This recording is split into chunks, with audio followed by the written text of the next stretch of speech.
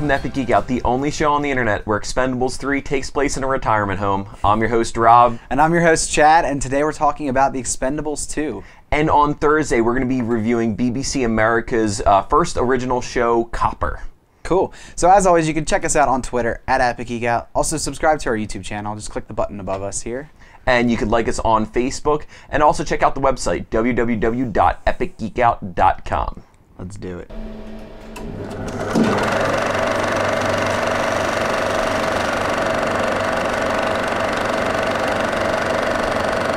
So, Expendables 2 stars pretty much anyone who was in a movie in the 80s, besides maybe Ralph Macchio from Karate Kid. So it has Arnold Schwarzenegger, Sylvester Stallone, Bruce Willis, help me out here, Dolph Lundgren, Terry Crews, Jet Li, kind of a little. Liam Hemsworth, Jet Li, Jason Statham, I'm putting up a Chuck cast Norris. photo. Yeah, put up a cast photo. Really, it's a culmination of 80s movie stars. I guess there was a plot to the movie. Jean-Claude Van Damme as the bad guy, who was pretty great.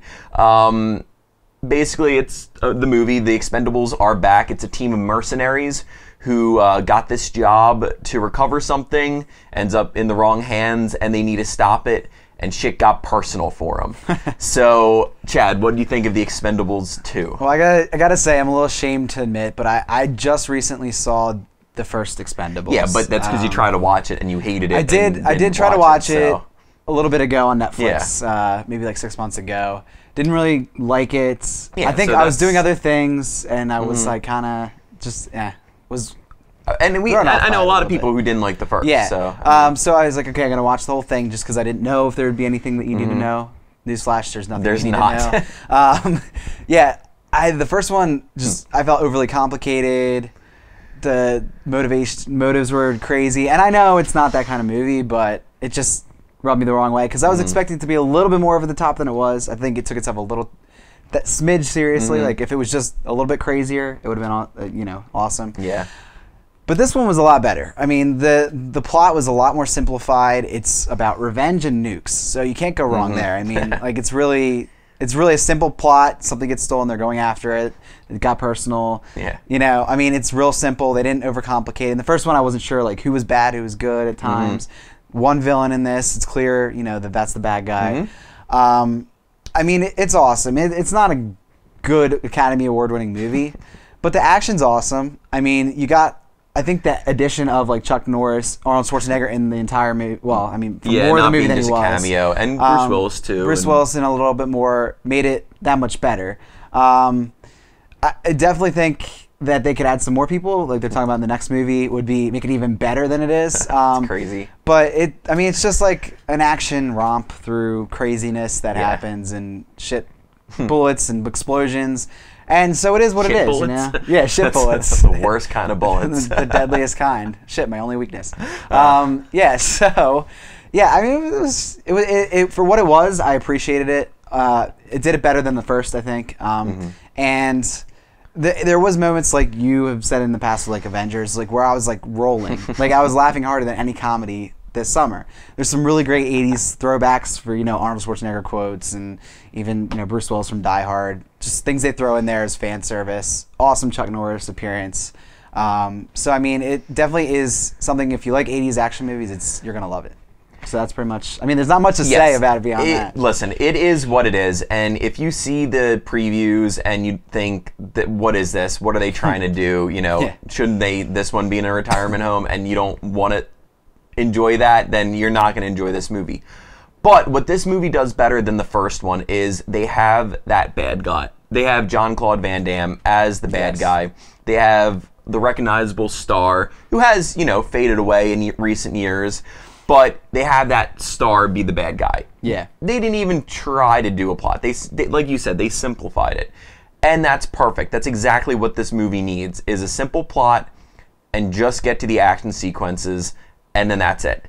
And it's great. I don't think they tried to take themselves too seriously in this, but they did do it in the vein of an 80s action movie. Yeah. There's explosions, there's car chase scenes, there's ramps, there's, not this I didn't feel there was an overabundance of CGI. I'm sure there was CGI which I missed. The CG in the first one was real bad. I didn't notice that. This one was better. I don't think there was a lot. And so in this one, it was that action scene. They set up the areas and they had some great scenes. I loved it. There were some corny ass moments in this movie that I just enjoyed that were just funny, and they're meant to be funny. And then there were some serious moments where I was glued to the seat to like enjoy the film. Listen, it is exactly what it is. It's Expendables 2, starring all those people I mentioned.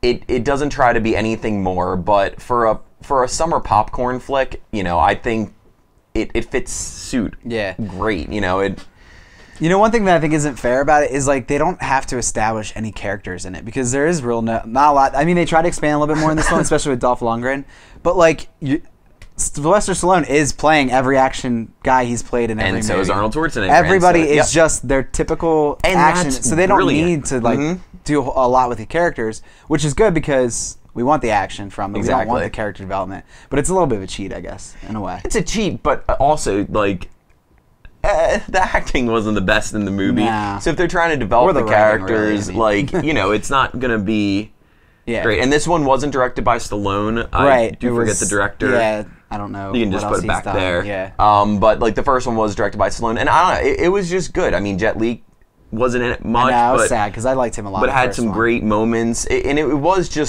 a decent action movie. And I mean, if you have any love for the '80s and nostalgia feel from it, and that era of movie filmmaking, I mean, you're gonna have some laughs and just some. Don't go into it as like you're expecting to see a serious movie. No. Go into it with that edge of like, this is crazy, Exactly. I Shit's gonna get crazy. Who was your favorite out of? I mean, we both think Jean-Claude Van Damme did really. He held his own. His face looked really weird. Yeah. Like when he took off the glasses and he had a weird like suntan. Cool accent too. I don't know. I mean, he was just. It was funny. I just like Statham. I mean, I think he's a great action star in general. Mm-hmm. And he's just more of his he's like a lovable action guy. Like it's almost like a conundrum. It's weird. But he throws knives, which is cool. So it's different, Yeah, I mean, there's a lot of head exploding, giant weapons being used. Plus he's also not old like the other guys. So the other guys at times it's like, oh, okay, this is a little. And kind of the younger guys with like Randy Couture, who's an MMA fighter, like into this, like I mean, his dialogue was few and far between. I think he had 6 lines in the whole movie, and just I mean, because they were trying to pack a lot in with it. I like that Terry Clark, is that his name? Terry Crews. The black guy. He's awesome. Yeah, awesome in Newsroom too. Yeah, he is. It is funny to see the juxtaposition of those guys. But and then they did establish a new character in Liam Hemsworth in the beginning of the movie, so there was some more character development in there. Mickey Rourke didn't make a comeback in this movie, which I thought he was supposed to be in it. Yeah, I know. But, so that was kind of surprising because he was kind of their like the dude who gave him the jobs in the first movie, sort of like used to be part of the team. Yeah. So the next movie they're talking about Clint Eastwood, Nick Cage, and Harrison Ford. This is their wish list. Right. I think Christopher Walken should get thrown in there. I was gonna say, what other person beyond those 3? I absolutely think Christopher Walken. I think he should get back in the. I mean, he was a Bond villain before. I mean, he can carry a villain and just. It's Walken. I mean, you can throw in some funny Walken moments like they did with Chuck Norris in this movie. So Nick Cage, I think, is going to be hilarious, and I think maybe he'll be playing the bad guy. Right. But I mean, they're hoping for Clint Eastwood and Harrison Ford, which is nuts. But if they can pull that off, I mean, I'm definitely going to go see the third one. This movie was good enough to just have fun with it, and I mean, that's all it is. It's just a stupid fun movie. So so a lot of fun. I think you don't need to see the first one for sure. I mean, there's not really any. If you've seen an action movie in the '80s, you'll be fine seeing this. I think they say one quick thing about like the last movie's plot with something that Bruce Willis's character that kind of ties back, but you don't really need to know. No. So I think check it out for sure. Yeah, it's what it is.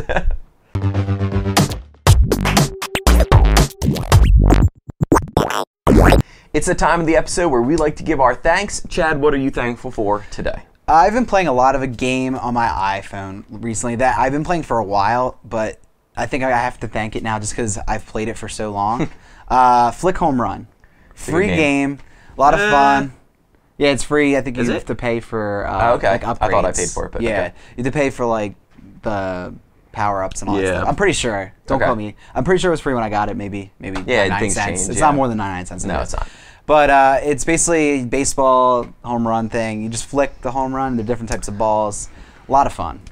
And it's quick. Like you can play like one round and. So you're saying it's the perfect bathroom game. Exactly. And And that's it my is. favorite kind of games because you don't have to worry about getting invested a lot of time in it. And that's what the iPhone's good for, I think. Little quick games. You have your Xbox set up in the bathroom. It's the perfect kind of games. Perfect Yeah. iPhone game. Yeah, but a lot of fun. Flick home run. There's lots of different. They just added new levels, which Mm-hmm. is cool, so you can play around with that. But it's a lot of fun. So. Yeah, I'm going to thank an iPad app that I downloaded. Actually downloaded it for free and then deleted it and then accidentally paid $7 for it later on. But I am enjoying it. It's a board game as well, so Ticket to Ride I would recommend checking out. It's just a great game, and I think we're trying to get in the whole board games, like, the kind of designer board games, and I think this one really does it well. And once I think each of those games, like Munchkins or really anything else, it takes a while to pick up and really understand what you're doing. So when you're playing on an iPad, it's great because Tutorial mode, and also it won't let you do things you can't do. Yeah. Which I know you could just mess up in a board game if you're playing it in real life. So fun game, really interesting way it gets set up. Some pretty good like against the computer setup with it. So I definitely recommend checking that out. And if you don't have an iPad, check out the actual game. Yeah, multiple board games. So cool. So we'll be back on Thursday talking about Kappa from BBC Kappa. America. Until then, stay geeky, and we'll see you on Thursday.